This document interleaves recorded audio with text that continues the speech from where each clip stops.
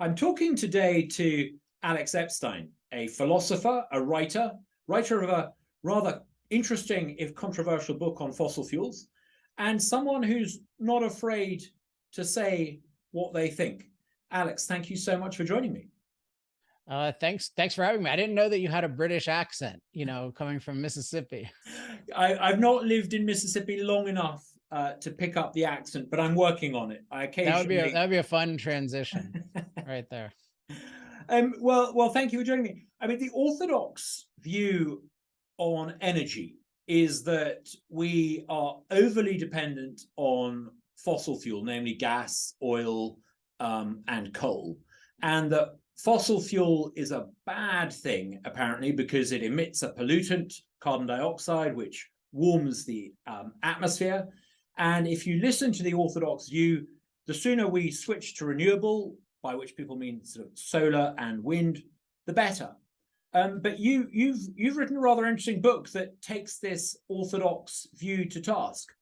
Could you elaborate a little bit on why it is you think the orthodoxy is so wrong?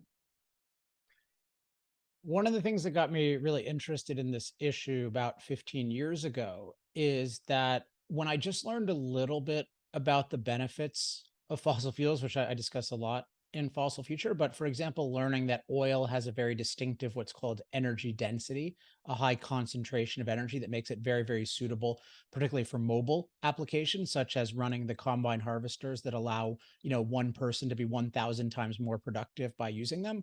And also, fossil fuels include natural gas, which is the basis of modern fertilizer. I learned about these benefits, and it struck me that our society, including many smart people, are telling us to rapidly eliminate these, but they're not considering the benefits that would be lost. And this is just a very basic thinking error.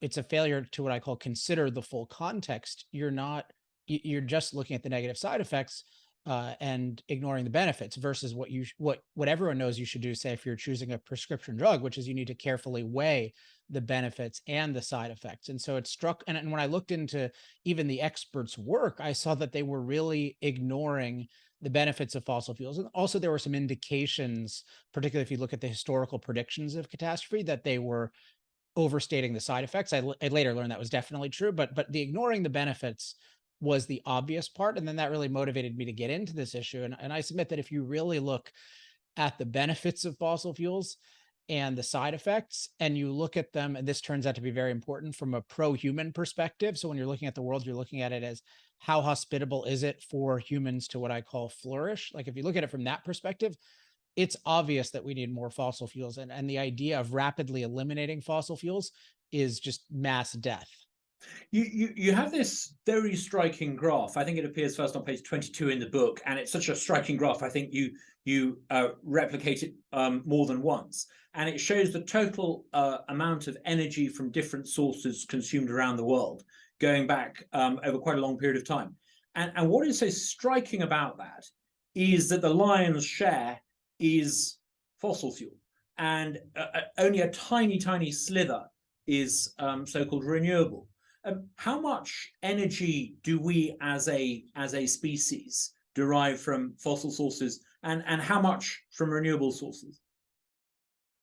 So I can definitely answer that. So it's about 80%, depending on there are different kinds of measurements, but let's say it's about 80 per, like if you look at the latest BP, which is, it's a company, but they're considered very authoritative and nonpartisan. I think they have less than 5% solar and wind and over 80% fossil fuels. And so there's the percentage, but the real thing is also the absolute quantity of it. And so in the chart that you mentioned, what you see is everything is going up, but particularly fossil fuel is going up. And people have this idea that we're in what they call an energy transition, and which means in that usage, a transition off of fossil fuels, but actually it's an energy addition because fossil fuel use has continued to grow. That we only had the dip for 2020, but that's not related to the economics of fossil fuels. That's just another situation. But now it's, continued to grow again. And the basic reason is, well, one is fossil fuels are uniquely cost effective. They can scale producing low cost, reliable energy in a way that nothing else currently can. But the other thing is that the world doesn't have nearly enough energy. So you and I, you in Mississippi, me in California, we use an amount of energy that 6 billion people that would be unimaginable to 6 billion people, and 6 billion people use an amount that we would consider unacceptable, including 3 billion people using less electricity individually than one of our refrigerators does. So if you think about that, it's obvious the world needs more energy. And that's why, if you're talking about reducing fossil fuels in a world that needs much more energy, that's deadly. And it's pretty clear we need more energy, and a lot of it needs to come from fossil fuels. If you listen to some of the establishment opinion formers, they imply that there's almost something sinful, almost something immoral about excessive energy consumption. But again, you produce some quite striking graphs to show the correlation between higher energy consumption and development, not only over the past generation or so, with China and India in particular consuming more energy and having higher standards of living and longer life expectancy, but yeah, up until about 1800, global per capita GDP was incredibly low. You have this great takeoff starting about 1800 AD, and that is the Industrial Revolution, and that is powered by the use of fossil fuels. So your book almost suggests that if you eliminate fossil fuel, you might be green, but you would sort of go back to a medieval standard of living, if not worse. I would say that you would be green, and you would be, it's not a but from the perspective of, I think, the core of the green movement, because I think of the essence of green as the idea of minimal impact, as low impact as possible. And you mentioned this applies to the energy example you mentioned, right? Because you said with energy, people have this idea that excess energy is an issue. But as there's a new kind of player on the scene who's really good called Doomberg on Twitter and on Substack, and they use the expression "energy is life," which is a really good expression. I mean, from another perspective, energy is ability, right? So it's our ability to produce value and flourish on a very inhospitable planet. And so if you're talking about excess energy, that is like excess human ability, excess life. That's not an idea if you have a pro-human perspective on the world. And one of the things I argue is that the leadership of this anti-fossil fuel movement does not have a pro-human perspective on the world. And they're not evaluating, when they see changes in the world, they're not evaluating them by the standard of how hospitable is the world to human life, because by that standard, fossil fuels have been amazing. They're evaluating it by the standard of lack of impact. How little impact do we have? And the less impact we have, the better. But if the less impact we have, the better, then we should just die. And that's why I said being green and suffering. I want to come on in a bit to try to sort of deconstruct some of the zealotry, the dogma of the net zero advocates in a moment. But before we get on to that, I mean, I'm very struck. You can, as you referred to earlier, tell that I'm not originally from the United States. I'm from the UK, from Europe, and of course Europe serves as a very profound warning to America of what happens if you try to use renewables instead of fossil fuels. They're intermittent, they're costly, and you end up with the kind of problems we have in Europe. Do you wish more Europeans had read your book, or come to the conclusions that you come to earlier? Do you think it might have saved them from the inevitable blackouts they're about to face? Yeah, I wish everyone had. And I wrote a Moral Case for Fossil Fuels, which had kind of an earlier version of this line of thinking and less detail. So it's sort of now been replaced by Fossil Future, but that was out in 2014. There was certainly enough in that to know that the path Europe was taking was very deadly. And I would hasten to say, it's not that Europe is really running on solar and wind. I mean, they're actually running on a lot of burning wood, including wood pellets shipped over from the US that are called net zero. The largest export from Mississippi to my old country, the United Kingdom, are wood chip pellets. We literally Doesn't surprise me. ship wood chip pellets to keep Britain warm. It's insane. And they're called carbon neutral, right? It's because you're cutting down the trees and transporting the pellets via magic. Apparently. So, oh God, I lost my the wood. Yeah. So Europe they're not operating on solar and wind. They're using some of it, and that adds expense. But the real mistake they've made, it's not just the adding and the subsidizing of the solar and wind, it's the restricting of their ability to produce fossil fuel. And this is the heart of the incredible vulnerability to Russia, particularly experienced in Germany, but also throughout Europe. And they've been on this idea that it's basically like there's that movie Field of Dreams, if they build it, like something like, if you build it, he will come. And this is basically like, if we ban it, renewables will work. Like that's their theory versus actually proving that solar and wind can work. Mm. They started eliminating their ability to produce the stuff and also taking no significant action to be able to import, say, liquefied natural gas from the US. So it's really, number one, a cautionary tale. And what happens when you restrict your fossil fuel production capacity without a viable replacement? So the lesson for the US is don't be against renewable energy, but don't inhibit fossil fuels either. Let technology do great. Definitely be against. I would say that no, it's bad to subsidize and prefer solar and wind. So you don't want to be against it. You want to be against preferring it. But the most so basically what happens is when I talk about this a lot in chapter 6 in the book, when you prefer solar and wind electricity, but you are still committed to reliability, what you basically do is you pay for two grids. You pay for an unreliable grid Mm. and a reliable grid. And this turns out to be quite expensive. And because it turns out to be quite expensive, because it's obviously cheaper just to pay for the reliable grid and not have the unreliable grid, but at least you have reliability if you pay for both. But what happens is people like to play what I call reliability chicken, which is that they want to cut down their ability to produce reliable electricity in part to save costs. This is what we've done in California. This is what has happened in Texas. And then you're basically relegated to the people 3,000 years ago who were praying to the weather gods. You're hoping it doesn't get too hot or too cold, and you're hoping the sun shines enough and the wind blows enough. And this doesn't work. But that's the real thing, is that you restrict your fossil fuel capacity. That makes it much worse, because then you have blackouts. And as much as solar and wind add through infrastructure duplication costs to the cost of electricity, much worse is an unreliable grid. Like an unreliable grid is a catastrophic cost, which is why rich people are buying generators in record numbers. They're willing to pay huge amounts for generators and huge backup batteries because reliability is so crucial. But for the average person, they can't afford this. And so they suffer just unreliable and costly electricity. Now, one of the things that's really interesting about your book is you're not denying the fact that CO2 emissions have an impact. I think you say that over a period of 170 years, basically since the start of the Industrial Revolution, there's been a 1 degree centigrade increase in global temperatures.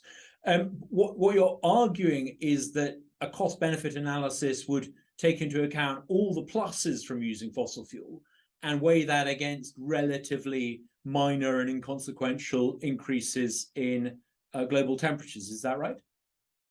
I mean, methodologically, so whether you call them inconsequential or not, that's part of a function of my analysis. So I think they're mostly inconsequential. But the main thing is you have to always look carefully at benefits and side effects, and that includes, positive and negative side effects. The general thing with fossil fuels is to just look at negative, so the negative effects of the side effect of CO2, and then I would argue to tremendously exaggerate them, including the most important thing is people ignore our ability to master different climate effects, which we're really good at, say, irrigation, we're really good at heating, we're really good at cooling, sturdy buildings. Like it's really hard actually to think of a climate problem that would overwhelm us if we use a lot of energy. But so people just look at the negatives, they exaggerate them, but they ignore, for example, the positive effects of more CO2, including greening, which is pretty obvious, but nobody talks about, but also warming in colder places in a world that has far more cold deaths than heat deaths. And then on top of that, the biggest benefit being ignored, which you indicated, is just the benefit of billions of people having energy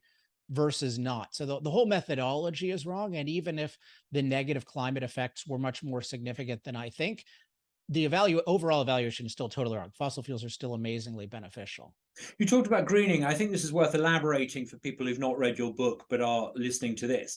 This is the process by which, over the past few generations, there's been a marked increase in the amount of vegetation growing on the surface of the earth. Is that right?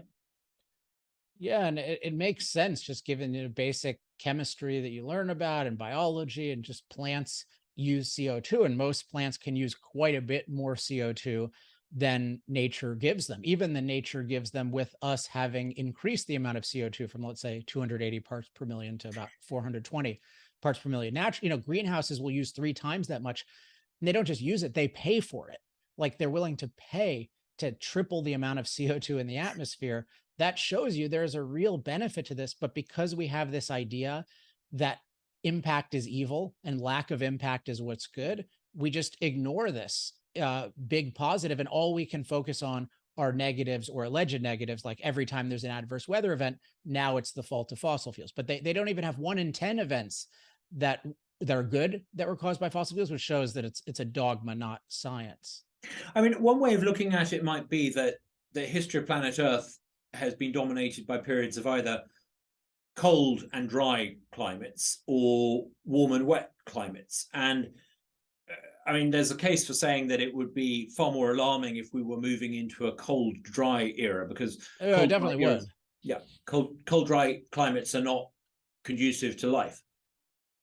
Yeah, but again, you're looking at it from a pro-human perspective, which I believe is definitely the right perspective. But yeah, if you, it's crazy if you just look at the world from a pro-human perspective, you have a totally different evaluation of all of our impacts on it, including climate. I was reading an article about a year ago, and there were a bunch of scientists, and I kid you not, and they're talking about, the Earth is great, but it's not ideal. It should be about 3 degrees Celsius warmer.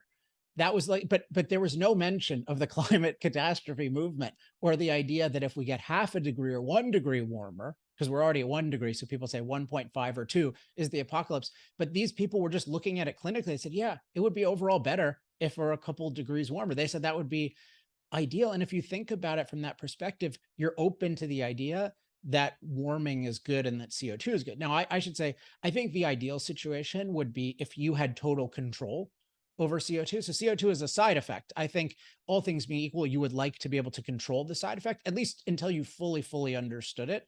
But the idea is there's a lot of benefits to this kind of inadvertent side effect. There are some negatives, but the positives we get with it in terms of energy that makes an inhospitable Earth hospitable for billions of people, there's just no comparison if you're looking at the world from a human perspective. In your book, you talk about how supposed experts like James Hansen and how he's produced data that's been made predictions that are wildly alarmist. You use the phrase catastrophizing. Why is it, do you think, that experts can get away with making catastrophic predictions that turn out to be wrong? I mean, King Charles, far be it from me to want to be critical of the new King of England. When he was Prince of Wales, I think he on several occasions said that we had a short number of years to save the world from climate catastrophe. Those deadlines sort of came and went. Why is it that experts who make these predictions that are wildly inaccurate seem to get away with it? Well, let's just say with his predictions and others, it's not just the deadlines came and went, but as I point out repeatedly in the book, we're safer than ever from climate related disasters. This is a very important fact. The rate of climate related disaster death is down by a factor of 50 over the last century. So your chance of dying from a climate related disaster like extreme temperature or storm or flood is 1/50th what it used to be, which the world is totally in denial about this. They act because anytime anyone dies from a climate event, they say, oh, well, it's the fault of fossil fuels. But fossil fuels make possible the whole infrastructure that protects us from these things and makes it safe. So I'm just stressing they've been 180 degrees wrong. So it's not just they were a little wrong. They predicted it'd get much worse and it overall got much better. And this applies basically to every area of life where catastrophe has been predicted. And I think there are two things. So one that I indicated already is that people's standard for evaluating the Earth is lack of impact. And from that perspective, the modern world is a catastrophe because we impact the world today a lot more than we did 40 years ago. And we impact climate more than we impacted it 40 years ago. So they just think impact is bad. So by that standard, today's much better Earth for humans is bad. So that's one thing. I think the thing that's most common among people is what I call the delicate nurture assumption. So this is the idea that nature exists in a delicate nurturing balance that human beings ruin. And this leads to the expectation that our impact is always on the edge of causing an apocalypse.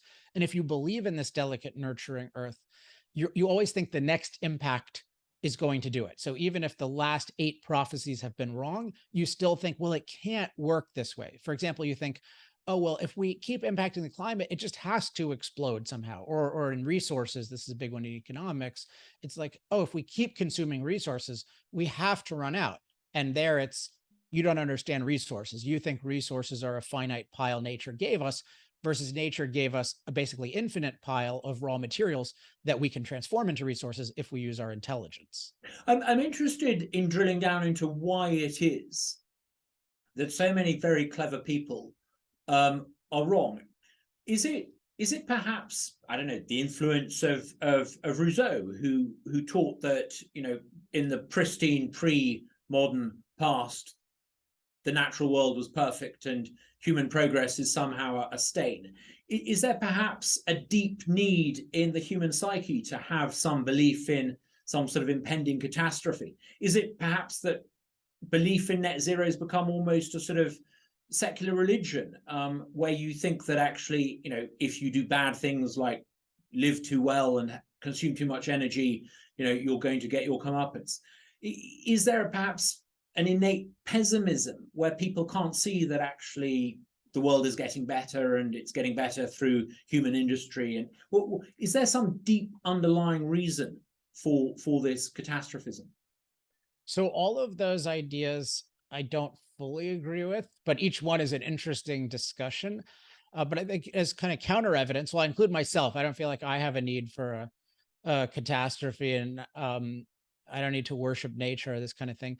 But I also think if you look at what we hear about the culture pre-World War I, particularly in the United States, of just an incredible culture of optimism and life is getting better and things are more exciting and this kind of thing. And just you look at writing, a lot of writing back then, it's very excited about the future. And you have people like Rousseau, not these before then, but like he is an outlier at the time. And so I think what actually for me the major cause is actually a combination of politics and education, which is that in the 60s and 70s, basically the anti-capitalist movement decided to cast its lot with anti-industry. And this is really well documented in Ayn Rand's book, The New Left, The Anti-Industrial Revolution, which has since been updated. It's called Return of the Primitive. But she documents it at the time as this is happening, and she's criticizing it.